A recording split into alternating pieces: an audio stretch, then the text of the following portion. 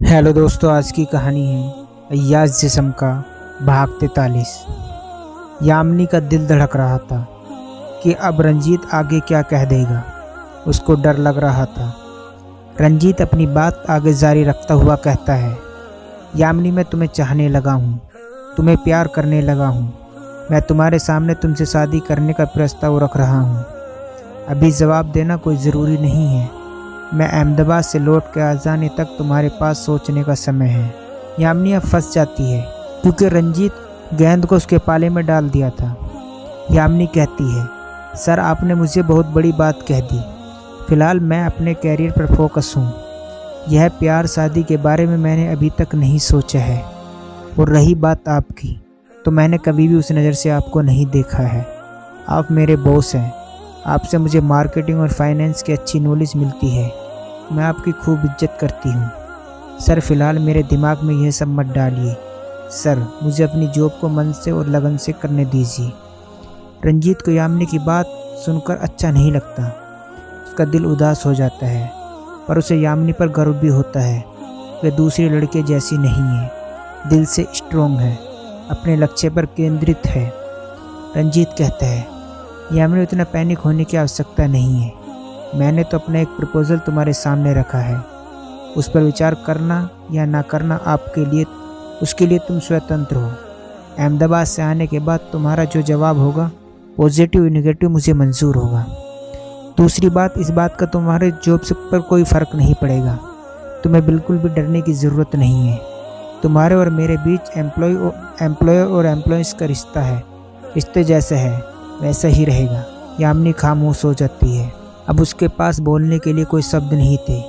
कुछ देर तक दोनों एक दूसरे से कोई बात नहीं करते हैं। कार तेज़ रफ्तार से सड़क पर दौड़ रही थी। कार में अब एसी चलने के बावजूद यामिनी के पसीने छूट रहे थे। उसे अपने कानों पर विश्वास नहीं हो रहा था कि यह बातें सच हैं या झूठ। दोनों शांत होकर एक दूसरे के बारे में सोचते रहते हैं। यामिनी रंजीत के बारे में और रंजीत यामिनी के बारे में। यामिनी टोटल कंफ्यूज थी। उसे विश्वास नहीं हो रहा था।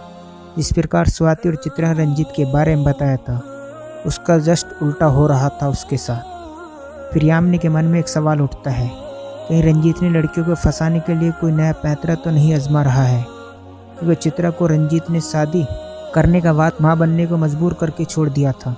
यामिनी को यह मालूम था कि रंजीत को आज नहीं तो कल उसे चित्रा को अपनाना ही होगा, उसके बच्चे के पिता का नाम देना ही होगा। इसलिए यामिनी सोच लेती है, रंजीत की यह बात जल्दी से जल्दी स्वाति और चित्रा दीदी बताकर किसी निर्णय पर पहुंचना होगा।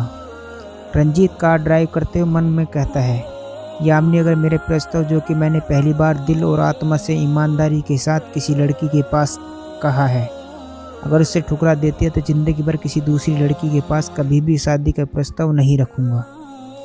थोड़ी देर बाद रंजीत अपनी कंपनी के ऑफिस परिसर में पहुंच जाता है। यामिनी चुपचाप कार से उतर जाती है और बिल्डिंग के अंदर प्रवेश करके अपने ऑफिस में आ जाती है, जहां आलोक बैठा होता है। यामिनी आते ही रंजीत द्वारा सौंपे गए कार्य की फाइल खोलकर पढ़ना शुरू कर देती है।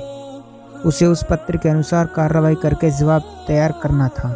रंजीत ऑफिस आकर प्रियंका की जगह जिस कर्मचारी को डिस्पैचर के पद पर अपॉइंटमेंट किया था, उसे बुलाकर यामिनी से लिस्ट ले आज ही से नागपुर जिले के शिक्षा विभाग के सामान पैक करके भिजवाने का ऑर्डर देता है।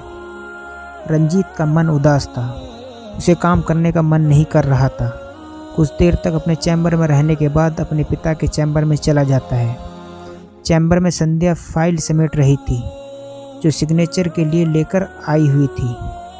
काम हो चुका था। संध्या चैम्बर से निकल जाती है।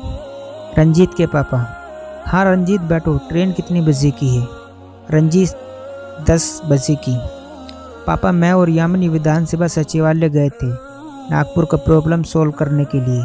यामिनी को लगा दिया और डिस्पैचर को लिस्ट के अनुसार फिर से सभी सामान को भिजवाने को कह दिया है। रंजीत के पिता, यह काम तुमने अच्छा किया। फिलहाल अब मेजर काम नहीं है, बाकी मैं संभाल लूँगा। तुम आराम से अहमदाबाद जाकर अपनी माँ का वो अंतिम लेटर कैसे भी लेकर आ जाओ, मैं पढ़ना चाहता हूँ। रंजीत कहता है, मिल जाएगा पापा, आप चिंता मत करो। पापा एक बात और बतानी थी। मुझे यामिनी बहुत अच्छी लगी। मुझे उससे प्यार हो गया है। मैंने उससे शादी करने का प्रस्ताव रखा है। रंजीत के पापा कहते हैं, बेटा उसके साथ तुमने कोई गलत काम तो नहीं किया है ना। रंजीत को इस बात पर गुस्सा आ जाता है और चिढ़कर कहता है, आप भी ना पापा, जब आपको मेरे ऊपर विश्वास नहीं है तो दूसरा क्या विश्वास करेगा। इतना बोलकर रंजीत चेयर से उठने लगता है। रंजीत के पापा कहते हैं, अरे बेटा बैठो बैठो, मेरे पूछने का यह मतलब था कि यामिनी के साथ तुम्हारा व्यवहार पहले जैसे दूसरी लड़कियों के साथ रहा वैसा तो नहीं था।